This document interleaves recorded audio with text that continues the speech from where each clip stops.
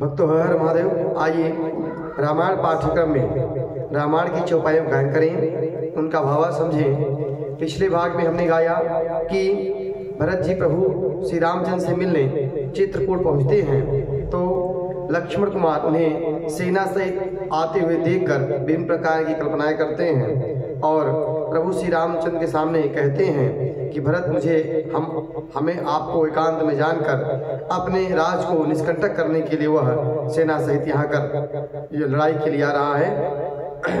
यदि आज शंकर भी सहायता करेंगे तो मैं उसे युद्ध में नहीं छोड़ूंगा। इस प्रकार लक्ष्मण जी क्रोधित होते हैं। तब आकाशवाणी के माध्यम से लक्ष्मण कुमार को समझाया जाता है कि एकाएक सहसा कोई काम ऐसा नहीं करना चाहिए जिसे बाद में पछताना पड़े।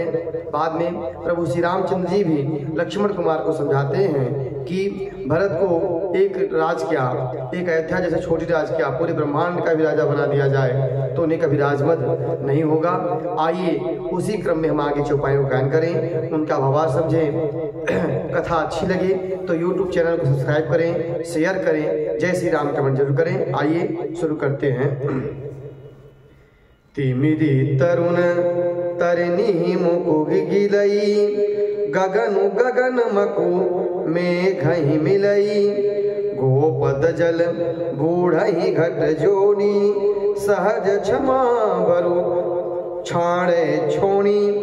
अंधकार चाहे मध्याह्न के सूर्य को निकल जाए, आकाश चाहे बादलों में समाकर मिल जाए, गौ के खुर में इतने जल में अगस्त जी डूब जाएं, पृथ्वी चाहे अपने स्वाभाविक सहनशीलता छोड़ दे, मसक फूक मकु मेरुड़ाई, होई न निप्रमधु भरत ही भाई, लखन तुम्हार सपथ पितुआना, सुचि सुबंधु नहीं भरत समाना।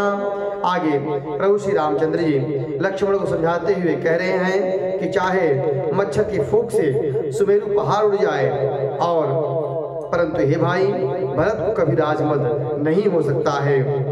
हे लक्ष्मण, मैं तुम्हारी सौगंध और पिताजी की सौगंध खाकर कहता हूँ, भरत के समान पवित्र और उसके समान भाई संसार में नहीं है।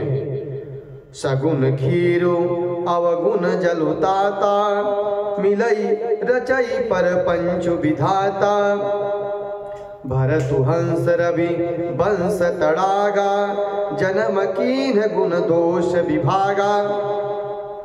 आगे प्रभु श्री रामचंद्र जी लक्ष्मण कुमार को समझाते हुए कहते हैं, हे तात, गुण रूपी दूध और अवगुण रूपी जल को मिलाकर विधाता इस दिस प्रपंच को रचता है, परंतु भरत ने सूर्यवंशी तालाब में हंस रूप जन्म लेकर गुण और दोष का विभाग अलग अलग करके दिखा दिया है।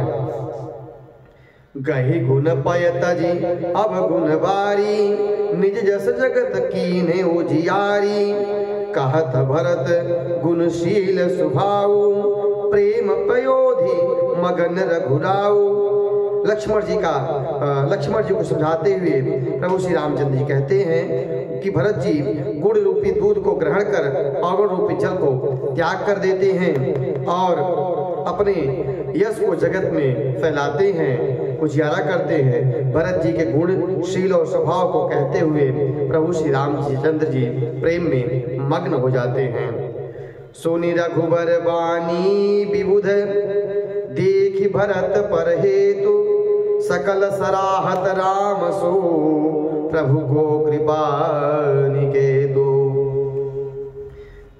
श्री रामचंद्र जी की वाणी सुनकर और भरत जी का उन पर स्नेह से देखकर समस्त देवता उनकी सराहना करते हैं और श्री रामचंद्र जी के समान कृपा के धाम प्रभु और कौन है। जो न होत जग जन्म भरत को, सकल धर्म धुर धरनी धरत को, कवि कुल अगम भरत गुण गाथा, को जाने तुम बिनु रघुनाथा। यदि जगत में भरत जी का जन्म नहीं होता तो पृथ्वी पर संपूर्ण धर्मों की धुरी कौन धारण करता। हे रघुनाथ जी, कविकुल के लिए अगम भरत जी के गुणों की कथा आपके सिवा और कोई नहीं जान सकता है। लखन राम सिय सुनि सुरबानी, अति सुख लहेउ न जाई बखानी। यहाँ भरत सब सहित नहाए, मंदाकिनी पुनीत। यहाँ भरत सब सहित सहाये, मंदाकिनी पुनीत नहाए। इधर देवताओं की बाणी सुनकर लक्ष्मण कुमार माता जानकी काफी हर्षित हुए और उन्हें वह सुख मिला जिसका वर्णन नहीं किया जा सकता है। उधर भरत जी सारे समाज के साथ आनंद पूर्वक मंदाकिनी नदी में स्नान किया। सरिस समीप राखी सब लोगा, मागी मात गुर सचिव नियोगा। चले भरत जह सिय रघुराई, साथ निषाद नाथ लघु भाई। और सबको मंदाकिनी नदी के किनारे छोड़कर माता से और गुरु सचिव को सबसे आशीर्वाद देकर जहां प्रभु श्री रामचंद्र जी हैं वहां भरत जी और निषाद राज आगे पूरे समाज को नदी के किनारे छोड़कर वहां चले। समुझी माती कर तब सकुचाही, करत कुतरक कोटि मन माही। राम लखन सुनि सिय मम नाऊ, उठ जनि जानी अनत, उठ जनि अनत जाहि तजि ठाऊ। और भरत जी जब प्रभु श्री रामचंद्र जी के पास जा रहे हैं तो उनके मन में यह कल्पना आ रही है, अपनी माता के कृत्यों को देखकर वह, अपनी माता के कृत्यों को सोचकर वह सकुचा रहे हैं। और यह विचार उनके मन में आ रहा है, कहीं प्रभु श्री रामचंद्र मेरी बातों को, मेरी माता के कर्तव्यों को देखकर कि भरत मुझसे मिलने आ रहा है तो अपने स्थान को छोड़कर कहीं दूर न भाग जाएं, कहीं प्रभु मुझसे ऐसा न हो कि न मिलना चाहें। इस प्रकार भरत जी रास्ते में जाते हुए सोच रहे हैं। मातु मते महुमानी मोहि, जो कछु करही सो थोर। अघव गुण छमि याद रही, समुझिया अपनी ओर। मुझे माता के मत में जानकर वे कुछ भी करें सो थोड़ा है, पर वे अपनी ओर समझकर विरध और संबंध को देखकर मेरे पापों और गुणों को क्षमा करके मेरा आदर ही करेंगे। जो परिहरहि मलिन मनु जानी, जो सनमानी जो सनमाही सेवको मानी।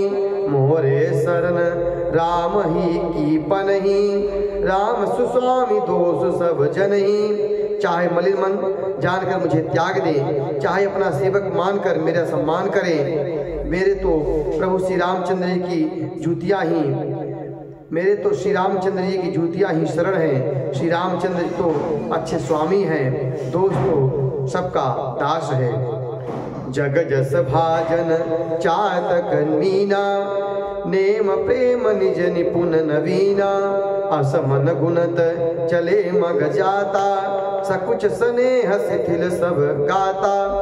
जगत में यश के पात्र तो चातक और मछली ही हैं, जो अपने नेम और प्रेम को सदा नया बनाते रखने में निपुण है। ऐसा सोचते हुए भरत जी मार्ग में चले जा रहे हैं और उनके सब अंग संकोच में और प्रेम में शिथिल होते जा रहे हैं। तेरा ही मन हूँ मातु कृत खोरी, चलत भगत बल धीरज धोरी। जब समुझत रघुनाथ सुभाऊ, तब पथ परत उतालय पाऊ। जब भरत जी अपनी माता के कृत्यों को देखते तब उनके जो पैर हैं वह डगमगाने लगते थे। प्रभु श्री रामचंद्र जी को चलने में सकुचाते थे, लेकिन जब प्रभु के स्वभाव का स्मरण आता, प्रभु के शील का स्मरण आता तो उनके मन में आनंद आता, प्रेम आता और उनके पांव जल्दी जल्दी प्रभु श्री रामचंद्र की ओर जाने लगते। भरत दसाति अवसर कैसी, जल प्रवाह जल अलिगत जैसी।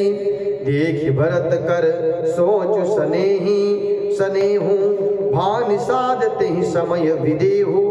उस समय भरत जी की दशा कैसी थी, जैसी जल के प्रवाह, जल के भावों की गति होती है। भरत जी का सोच और प्रेम देखकर उस समय निषाद विदेह हो गया, उसको देह की सुध भूल गई।